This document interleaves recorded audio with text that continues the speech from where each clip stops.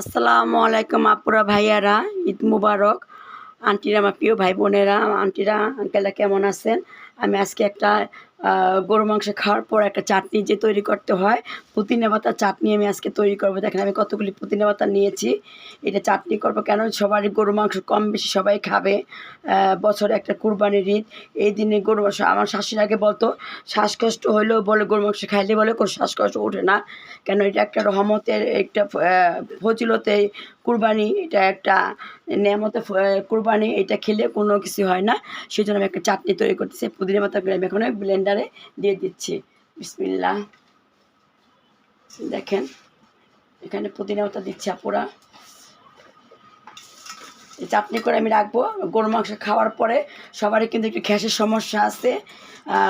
এটার কোনো কোনো লজ্জার কিছু নেই, সবারই গ্যাসের সমস্যা, গ্যাসের প্রবলেম। সেই জন্য এটা করে খাওয়াটা ভালো। এখানে আমি ছোট ছোট চিকন চিকন চেয়ে 4টা কাঁচামরিচ দিয়ে দিলাম, 4-5 টুকরা রসুন। রসুন মানে এখানে অর্ধেক হবে, রসুন বেশি দিয়ে দিলাম। তারপর আমি একটু লবণ দিব আপুরা স্বাদ মতন।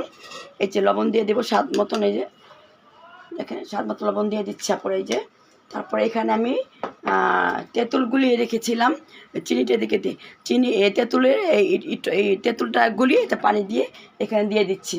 বিসমিল্লাহ। এই দেখেন, আর এখানে আমি চিনি স্বাদ মতো আমি পুরো চিনি দিয়ে দিব। এই যে পুরো চিনি দিয়ে দিচ্ছি আমি। দেখেন এই যে আপুরা পরে ফিরে আসতেছি। আপুরা দেখেন চাটনিটা বানানো হয়ে গেছে, যা যা আপনাদের শেয়ার করলাম এই চাটনিটা হয়ে গেছে। দেখেন মাশাআল্লাহ, তাবারাকাল্লাহ, কতটি পুদিনা পাতা নিয়েছি। এটা বক্স করে আমি এখন ফ্রিজে রেখে দিব, খাবার সময় বের করে দিব। যে যখন খাবে একটু চামচ দিয়ে 2-3 চামচ করে খেয়ে ফেলবে। আমি একটু খেয়ে দেখি কেমন লাগতেছে। কাপড় ঝাল কিন্তু হয় না, পরে কিন্তু আমি আবার কটা দিছ কাঁচামরিচ 2টা, পরে কিন্তু আবার 2টা দিয়েছি আপুরা। মাশাআল্লাহ, খুব মজা হয়েছে। ওর নাতে কেটে খাইয়ে দিচ্ছি, অনেক মজা হয়েছে আপুরা। এখন এটুকু আপনারা বানিয়ে সাথে সাথে খেয়ে ফেলতে পারবেন, কোনো সমস্যা নেই, অনেক টেস্ট হয়েছে। আপুরা দেখেন মাংস চলে আসছে, গরু জবাই দেওয়া হয়ে গেছে। এখন মাংস যতটুকু রান্না করব ততটুকু পাঠিয়ে দিয়েছি। এখন রান্না বসিয়ে দিয়ে খিচুড়ি রান্না হয়ে গেছে। এখন রান্নাটা বসিয়ে দিয়ে আমি এখানে 2 পিস মাংস কেন এনেছি, আমি চপ বানাবো। চপ আর চাপ একই কথা, এটা বানাবো, সেই জন্য এটা পরে আমি করবো। আগে আমি এখানে 5 কেজি বসিয়ে দিই খাওয়ার জন্য, তারপর আস্তে আস্তে রান্না করে ঠান্ডা করে আমি ফ্রিজে ডিপ করবো আপুরা। এই যে মাংস আর বুড়িও পরিষ্কার করা হয়ে গিয়েছে। দেখেন বুড়িটা পরিষ্কার করে নিয়ে আসছে। এই যে বুড়ি দেখেন সব কিছু হয়ে গেছে। আমি এখন গরুর মাংস নিচ্ছি, মেয়ে মাপতেছে। আপুরা দেখেন মাংস অর্ধেক আসছে, অর্ধেক আসে নাই। আমি এই যে মেয়ে সব ভাগ করতেছে। আমি রান্না কিন্তু 8 কেজি বসিয়ে দিয়েছি আপুরা, শেয়ার করতেছি। এই যে ভুড়ি এখানে, আর এখানে আমি 2 পিস মাংস খাটি নিয়ে আসছি চপ বানানোর জন্য, চাপ। আর এখানে মাংস হাড্ডি মাংস মিশিয়ে একসাথে লাড়াচাড়া করতেছে। আর আমি এখানে রান্নাটা দেখেন বসিয়ে দিয়েছি। আমি এখানে 8 কেজি বসিয়ে দিয়েছি আপুরা।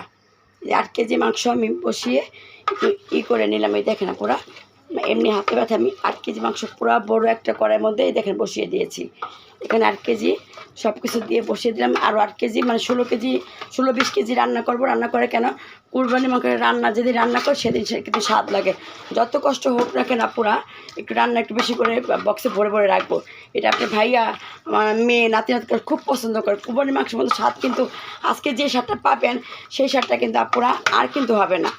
সেই স্বাদ যত মজা করে রান্না করেন না কেন আপুরা, সেটা কিন্তু আর স্বাদ হবে না। আর আমি লাভতে পারতেছি না আপুরা, কথা বলতে পারতেছি না। এই যে আমি স্ট্যান্ডটা নিয়ে হাত দিয়ে এখন ভিডিওটা করতেছি। স্ট্যান্ডটা এখানে রান্না করার জায়গা হচ্ছে না। আর এখানে এই যে আমি এখন আপুরা ঢেকে দিব। হ্যাঁ, এই যে এইটা হোক, এখন ঢেকে দিচ্ছি আমি। এখানে আমার এখানে দুনিয়ার মশলাপাতির সরঞ্জাম। এখানে আবার 8 কেজি নিয়ে আসছি। ওইখানে জিবলাটা পরিষ্কার করতেছে। জিবলাটা আমার খুব ফেভারিট একটা জিনিস। এই যে আপুরা, এই যে ঢেকে দিলাম। এগুলোকে এখন আসুন। এই তো আপুরা তখন তো আমি 8 কেজি মাংস বসিয়ে দিয়েছি। যেমন মাংসর দেখেন আমি এক হাতে কাজ করতেছি, এক হাতে আমি একটু ভিডিও আপনাদের সাথে শেয়ার করতেছি।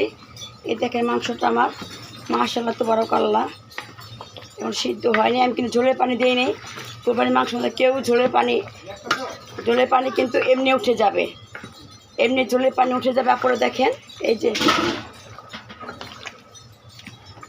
এক হাতে লাটতেছি, এক হাতে দিচ্ছি। এই যে আপনারা দেখেন কালকে ভিডিওটা আপুরা একটু সমস্যা হয়েছে, আপনারা আমাকে ক্ষমা দৃষ্টিকে দেখবেন, আমাকে ক্ষমা করে দেবেন। কালকে আমার ভিডিওটা খুব সমস্যা হয়েছে আপুরা। এই দেখেন এখানে 8 কেজি বসিয়ে দিয়েছি, এখন ঝোলটা টানবে। আমি কিন্তু কোনো একটু পানিও ছোঁয়াই নাই, একটু পানিও আমি এটার মধ্যে দেই নাই, ঢেকে দিচ্ছি। আর এই চুলায় কী দিয়েছি দেখেন আপুরা, এই চুলায় আমি জিবলাটা বসিয়ে দিয়েছি। এই যে জিবলাটা বসিয়ে দিয়েছি, এখন জিবলার মধ্যে আমি গরম পানি দিব।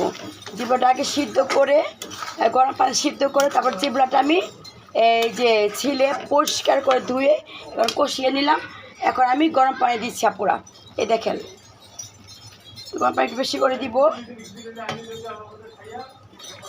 এই যে আপুরা, ঠিক আছে আপুরা। এখন কিন্তু আসলে এটা কিতাবে লেখা গোস্ত বলতে হয়, আমার নবীজির বইটাকে গোস্ত বলতো। সবাই খাচ্ছে, খাবার দিয়ে দিয়েছি সবাই। এখানে নাতিপতি আছে, এই আপনার ভাইয়াও খাচ্ছে, এখানে সবাই খাচ্ছে।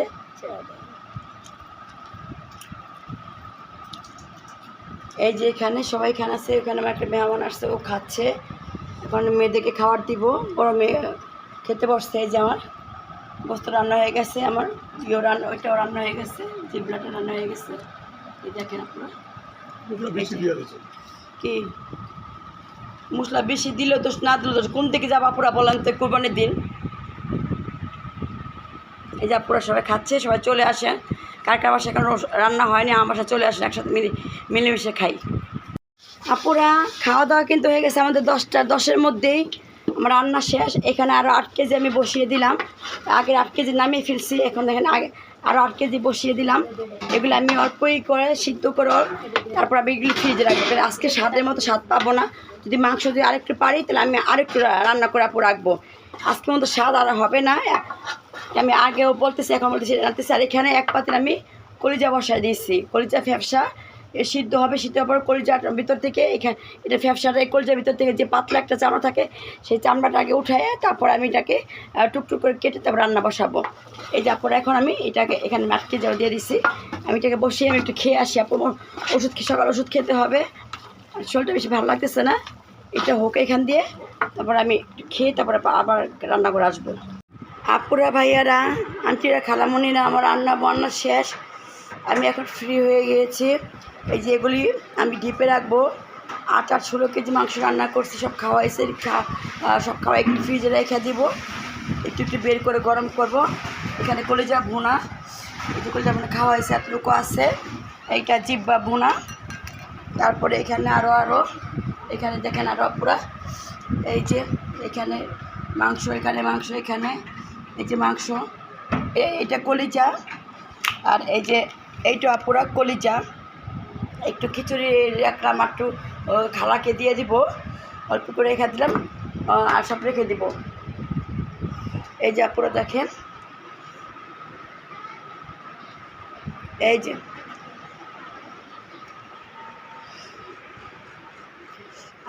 আমি মাত্র উজুরিগুলো আপুরা কাটলাম, কাটার পরে যে উজুরিটা আমি চুলায় বসিয়ে দিয়েছি আপুরা। এই দেখেন উজুরিটা বসিয়ে দিয়ে একটু হলুদ দিয়ে উজুরিটা আমি নিজে কেটে নিয়েছি, কেটে যখন ধুয়ে সিদ্ধ করে তারপরে ঝরা দিয়ে তারপর ঠান্ডা করে তারপর ফ্রিজে রেখে দিব, যখন খাবো তখন আবার রান্না করব।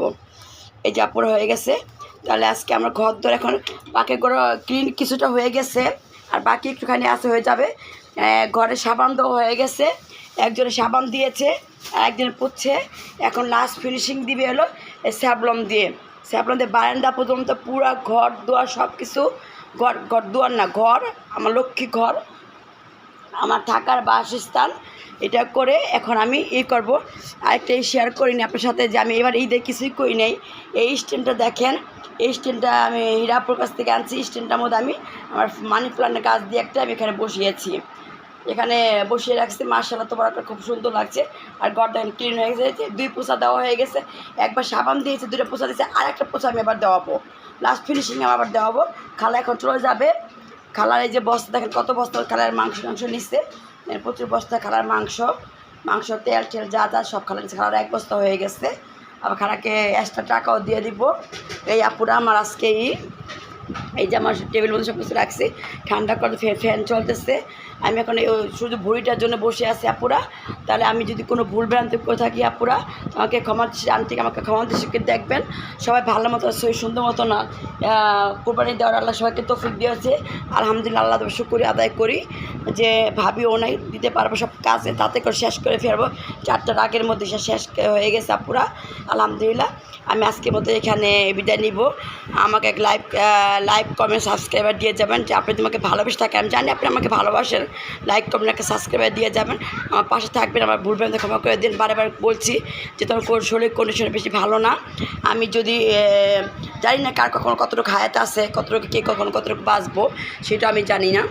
এই যেখানে এটা দিয়ে এই ফুলদানি দিয়ে সাজিয়েছি, এবার এই দিয়ে আমি কোনো ঘর গুছাই না। আপনার শরীর খুব প্রচণ্ড খারাপ আমার শরীর, যে ধারণা বাড়িতে কথাই বলতে পারতেছে, কথা বলতে গেলে আমার শ্বাসকষ্ট উঠে যায়। আজকের মতো আমি এখানে বিদায় নিচ্ছি। আল্লাহ হাফেজ, আসসালামু আলাইকুম।